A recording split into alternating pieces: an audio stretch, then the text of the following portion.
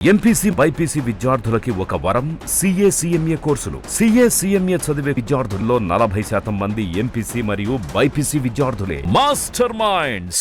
Atmakur municipal chairperson, vice chairperson, కౌన్సిలర్లు, ఆత్మకూరు పట్టణంలోని Telugu Desam party నాయకులు అందరూ కలిసి మున్సిపాలిటీలో ఇవాళ మంచినీటి ఎద్దడి ఉంది.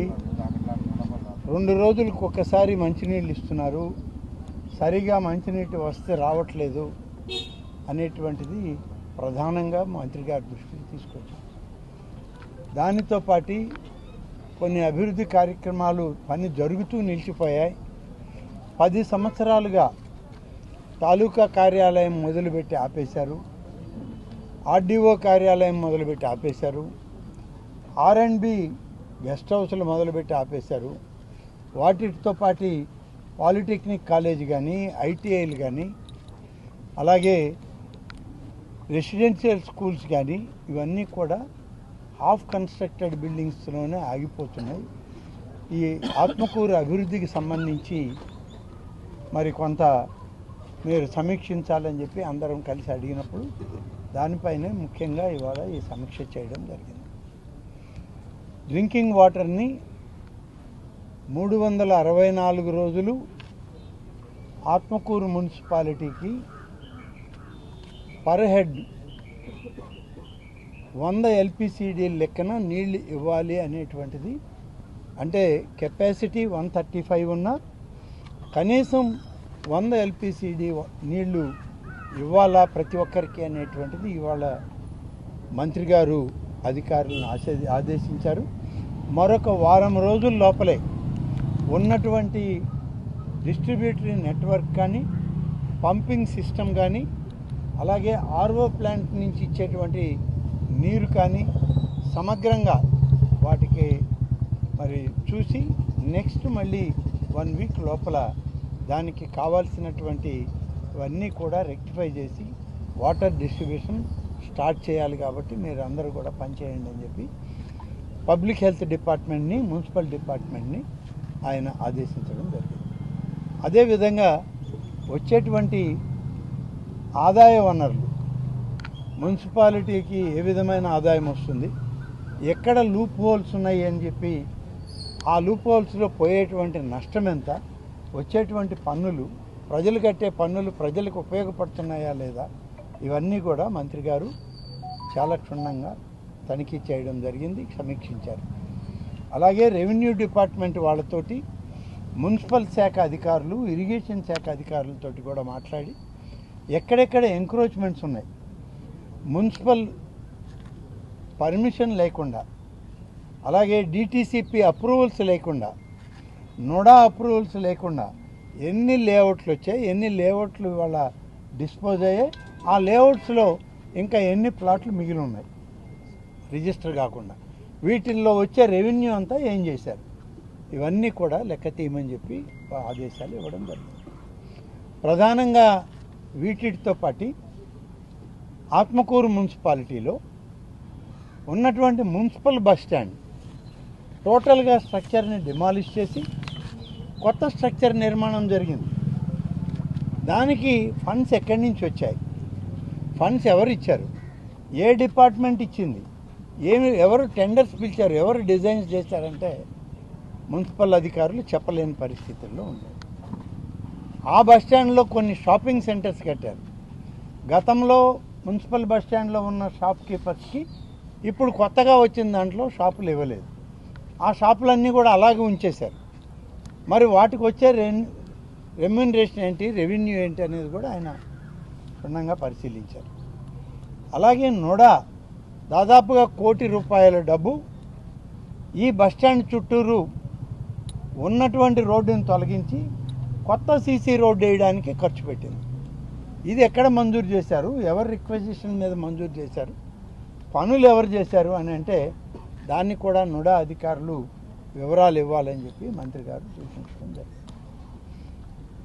మేము ఆత్మకూరు మున్సిపాలిటీలో అనేక సందర్భాల్లో మంజూరైనటువంటి ఆర్డీఓ కార్యాలయం, తహసీల్దార్ కార్యాలయం, ఆర్ఎండ్బి గెస్ట్ హౌస్, ఈ బస్టాండ్ షాపింగ్ సెంటర్స్, అలాగే మున్సిపల్ షాపింగ్ కాంప్లెక్స్లు ఖాళీగా ఉన్నాయి. ఎందుకు ఇన్ని సంవత్సరాల నుంచి ఖాళీగా ఉన్నాయంటే దానికి కూడా సమాధానం లేదు. వీటన్నిటి మీద సమగ్రమైన నివేదికని అధికారులను ఇవ్వమని చెప్పి మరి నారాయణ గారు కోరారు. దానికి ఒక వారం 10 రోజులు మాత్రమే సమయం ఇచ్చాం. వాళ్ళు అన్నీ కూడా సమగ్రమైనటువంటి నివేదిక మున్సిపల్ మంత్రిగా వారికి చేరిన తర్వాత ఏ విధంగా వాటిని అన్నింటినీ పరిష్కరించాలనేటువంటిది మళ్ళీ ఒకసారి మున్సిపల్ పాలనలో ఉన్న ఇప్పటి మున్సిపల్ చైర్మన్లు కానీ కౌన్సిలర్లు కానీ వారితో పాటు తెలుగుదేశం పార్టీ నాయకత్వం అందరం కూడా సమీక్షించుకొని ఒక సరైనటువంటి అవగాహనతో ఆత్మకూరు అభివృద్ధికి మరింత ఎక్కువగా చర్యలు తీసుకోవడానికి చర్యలు చేపడతామని చెప్పి, అలాగే నెల్లూరు పాళెం సెంటర్ నుంచి ఆత్మకూరు పట్టణంలోకి వచ్చేటువంటి master minds the pride of India. Inter, MPC, BiPC, MEC, CEC చదివిన విద్యార్థులకు సిఏ మరియు సిఎంఏ ఫౌండేషన్ కొరకు నూతన బ్యాచెస్ ప్రారంభం. 4 లేన్ల రహదారి ఏదైతే ఉందో ఆ రహదారి గతంలో కూడా మున్సిపల్ శాఖ నుంచి వేయడం జరిగింది. ఇప్పుడు దానిలో కూడా ఎక్కడెక్కడ మెయింటెనెన్స్ ఉంది, ఎక్కడెక్కడ ఆ రహదారి దెబ్బతిన్నది, ఆర్టీసీ బస్టాండ్ వరకు కూడా ఆ 4 లేన్ల రోడ్ని అదే విడతల వారీగా దాన్ని పూర్తి చేయాలి అనేటువంటిది సూచన మంత్రి గారు అధికారులకు ఇచ్చారు. దాన్ని కూడా చేయడం జరుగుతుంది. అలాగే నోడాకి సంబంధించినటువంటి ఫండ్స్ నుంచి కొంతమేర అభివృద్ధికి కేటాయిస్తాము.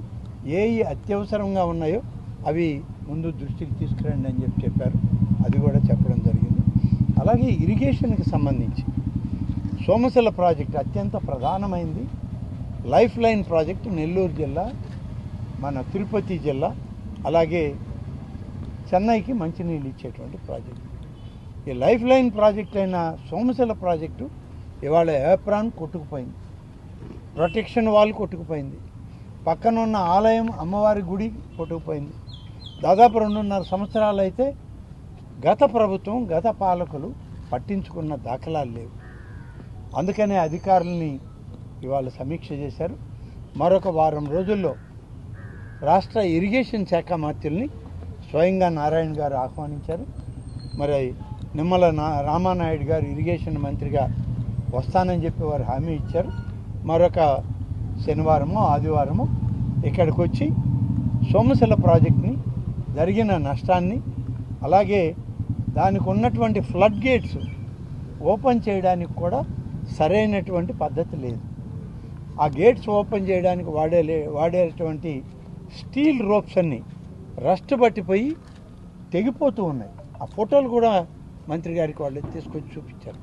అంటే గడిచిన 5 సంవత్సరాలుగా ఫ్లడ్ గేట్స్కి అవసరమైన గ్రీసింగ్ కూడా చేయలేదు, గ్రీస్ కూడా వాడలేదు వాళ్ళు. మొత్తం రస్ట్ పట్టిపోయినాయి. అంత నిర్లక్ష్యం ఇంత లైఫ్ లైన్ ప్రాజెక్ట్ మీద మరి ఆ గతంలో ఆ ప్రభుత్వం చూపించింది. మరి అదేవిధంగా తెలుగంగ ప్రాజెక్ట్, దానికి సంబంధించినటువంటి సర్ప్లస్ వేర్, దానికి కూడా సర్ప్లస్ గేట్స్, అందులో కూడా పనులు మొదలుపెట్టి 15-20 సంవత్సరాలు అయితే ఈ రోజుకి పనులు జరుగుతూనే ఉన్నాయట.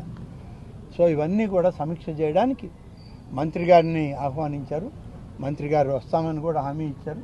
తప్పకుండా నెల్లూరు జిల్లా వరప్రసాదిని అయిన సోమశిల ప్రాజెక్ట్, తెలుగంగ ప్రాజెక్ట్, దాదాపు 10 లక్షల ఎకరాలకు సాగునీరు ఇచ్చేటువంటి ఈ 2 రిజర్వాయర్ల యొక్క పటిష్టతకి జిల్లాలో రైతాంగం యొక్క ఆలోచనకు అనుగుణంగా పనిచేయాలనేటువంటిది ఇవాళ మా అందరిది ఆలోచన. దానికి తగ్గట్టుగా నిర్ణయాలు తీసుకుందామని మంత్రి గారు సమీక్షల్లో చాలా ఖచ్చితమైనటువంటి నివేదికలు మాకు కావాలి. ఆ నివేదికల్లో వచ్చిన తర్వాత మా నిర్ణయాలు ఉంటాయి. అభివృద్ధికి మేము ప్రభుత్వంలో ముఖ్యమంత్రి గారి దృష్టికి తీసుకెళ్ళి నిధులు సమకూర్చుకునే ప్రయత్నం చేస్తామని చెప్పి ఇవాళ చెప్పడం జరిగింది. కాబట్టి ఆత్మకూరు సమీక్ష మున్సిపాలిటీకి సంబంధించి, ఇరిగేషన్కి సంబంధించి, మున్సిపాలిటీలో సంబంధించినటువంటి డ్రింకింగ్ వాటర్ సిస్టమ్ మీద పూర్తి సమీక్ష చేశాం. అలాగే ఈ యొక్క ఇరిగేషన్ ప్రాజెక్ట్స్ అన్నీ కూడా రాబోయే రోజుల్లో మరింతగా ఇరిగేషన్ మంత్రి గారితో సమీక్షిస్తామని చెప్పి అనుకోవడం జరిగింది. దీంట్లో నెల్లూరు జిల్లా ఎమ్మెల్యేలు, అలాగే ఆత్మకూరు టౌన్కి సంబంధించిన మున్సిపల్ పాలకులు అందరూ కూడా వచ్చారు. మంత్రి గారు వారందరి సమక్షంలోనే అధికారులకు కూడా ఆదేశాలు ఇచ్చి చేయడం జరిగింది. ముఖ్యంగా ఈ యొక్క సమీక్ష చాలా విలువైన సమీక్ష. ప్రజాప్రతినిధులకి అలాగే ఈ జిల్లా ప్రజలకి ఒక మంచి మార్గాన్ని అన్వేషించేటువంటి సమీక్ష ఇవాళ నారాయణ గారి ఆధ్వర్యంలో మన జిల్లాలో ఒక సమన్వయంతో చేసుకోవడం అనేది మా అందరికీ సంతోషాన్ని ఇస్తుంది. భవిష్యత్తు ఇంకా బాగుంటుంది, మంచి జరుగుతుందని మేమందరం కూడా ఆశిస్తున్నాం. తప్పకుండా నారాయణ గారి నాయకత్వంలో మేమందరం కలిసి పనిచేద్దామని మేమందరం కూడా భావిస్తాం. Thank you. ఈ రాష్ట్రంలో మున్సిపల్ శాఖలో అనేక అవకతవకలు జరిగినాయి. అందులో పర్టికులర్గా ఈ యొక్క లేఅవుట్స్ విషయంలో చాలా జరిగినాయి. ఒక నెల్లూరే కాదు, అనేక జిల్లాల్లో జరిగినాయి. ఈ అర్బన్ అథారిటీస్లో కావచ్చు, మున్సిపాలిటీలో కావచ్చు, పర్టికులర్గా లేఅవుట్స్. దాని మీద యాక్చువల్గా ప్రిన్సిపల్ సెక్రటరీ గారికి ఆదేశించాం ఎంక్వైరీ చేయమని. నెల్లూరు కూడా ఒక 3 మెన్ కమిటీ వేశారు, కడప కూడా ఒక 3 మెన్ కమిటీ వేశారు. ఈ విధంగా యాక్చువల్గా వీటన్నిటి మీద కూడా రిపోర్ట్ వచ్చిన తర్వాత దాని మీద ఏం యాక్షన్ తీసుకోవటం, ఎలా తీసుకునేది లీగల్గా తీసుకొని ముందుకు పోవడం జరుగుతుంది.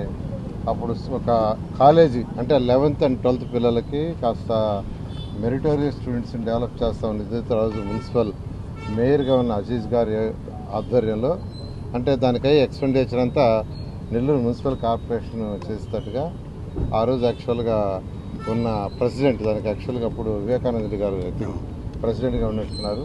అప్పుడు వాళ్ళని అడిగి యాక్చువల్గా ఆ స్కూల్ పైన బిల్డింగ్లోని ఖాళీగా ఉంటే, అంతకుముందు అక్కడ లా కాలేజీ ఉండింది. ఆ బిల్డింగ్లో యాక్చువల్గా ఒక 300 మందికి రెసిడెన్షియల్ క్యాంపస్ పెట్టాం. ఇది చక్కగా మంచి చదివాలని నారాయణ గ్రూప్ నుంచి నెలకి 6 లక్షల రూపాయలు శాలరీస్ ఇచ్చాం. నెలకి 6 లక్షల రూపాయలు శాలరీస్ ఇచ్చి మేము సొంతగా ఆ పిల్లలకి ఐఐటి నీట్లో కోచింగ్ ఇప్పించాం. దాంట్లో దాదాపు ఒక 150 మంది పిల్లలు IIT, NIT, IIIT and bits Pilani, అంతేకాకుండా గవర్నమెంట్ ఇంజనీరింగ్ కాలేజీలో మెడికల్లో చేరారు. చాలా సంతోషం. ఒకసారి అయితే అజీజ్ గారు దాని మీద ఊరేగింపు కూడా చేశారు నెల్లూరులో. ఆ పిల్లలందరినీ వెహికల్ ఇచ్చుకొని అటువంటిది యాక్చువల్గా వీళ్ళు దాన్ని ఆ రెసిడెన్షియల్ అయినా తీసేశారు. ఎలక్షన్ ముందు నేను చెప్పాను, రాగానే దాన్ని మళ్ళీ టేకప్ చేస్తామని. దాని మీద సుదీర్ఘంగా ఆలోచిస్తుండా కాలేజీ కాదు, స్కూలు అంటే పిల్లలు 6th క్లాస్ నుంచి 12th దాకా, అంటే నర్సరీ నుంచి 12th దాకా ఆ యొక్క కింద ఉన్న స్కూలు పైన మొత్తం బిల్డింగ్స్కి ఒక మోడల్గా చేసి, ఏదైతే మన స్లమ్స్లో సర్వేపల్లి కెనాల్ కట్ట కావచ్చు, పెన్నా కట్ట కావచ్చు, దీన్ దయాళ్ నగర్ కావచ్చు, కుసుమార్జన కావచ్చు, నిరుపేదల పిల్లలు ఉన్నారో వాళ్ళందరికీ హై క్వాలిటీ ఎడ్యుకేషన్ ఇంటర్నేషనల్ స్కూల్స్లో ఎలా ఇస్తారో, ఇంకా చెప్పాలంటే ఈరోజు నెల్లూరులో ఉన్న స్కూల్స్లో ఇచ్చేదానికంటే బెటర్ ఎడ్యుకేషన్ నిరుపేదలకు ఇవ్వాలనే దాంతో ఆలోచిస్తున్నాను. నేను యాక్చువల్గా మంత్రి గారితో కూడా మాట్లాడాను. అయితే త్వరలో కార్యరూపం ఏదైనా ఈ అకాడమిక్ చేయలేము, ఆల్రెడీ అకాడమిక్ స్టార్ట్ అయిపోయింది. అందువల్ల ఇవన్నీ ప్లాన్లు చేసి నెక్స్ట్ అకాడమిక్ బిగినింగ్ నుంచి దాన్ని స్టార్ట్ చేయడం జరుగుతుంది. ఓకే, దాదాపు ఒక 1000 మందికి, ఒకరిద్దరు కాదు, కనీసం ఒక 1000 మంది పిల్లలకి బెనిఫిట్ అయ్యేటట్టు చేయాలి. అయితే దానికి ఫండ్స్ కావాలి. అంటే ఎస్టాబ్లిష్ చేయడం ఈజీ, సిఎస్ఆర్ ఫండ్ ఏదో ఒకటి చేస్తాం, బట్ రన్నింగ్ ఎక్స్పెండిచర్ ఇంపార్టెంట్. దానికి ఎలా అనేది బడ్జెట్స్ అన్ని సీఎం గారితో మాట్లాడి, కార్పొరేషన్తో మాట్లాడి ఖచ్చితంగా కనీసం ఒక 1000 మంది పిల్లలు, అందులో కనీసం ఒక 300-400 హాస్టల్, మిగతా వాళ్ళు డే స్కాలర్ బెనిఫిట్ అయ్యేటట్టుగా హై క్వాలిటీ, అది నిరుపేదలకి ఇచ్చే విధంగా చేయడం జరుగుతుంది. మరిన్ని వీడియోస్ కోసం ఛానల్ ని సబ్స్క్రైబ్ చేయండి. లేటెస్ట్ అప్డేట్స్ కోసం వాట్సాప్ ఛానల్ ని ఫాలో చేయండి. అండ్ లింక్ డిస్క్రిప్షన్ లో ఉంది.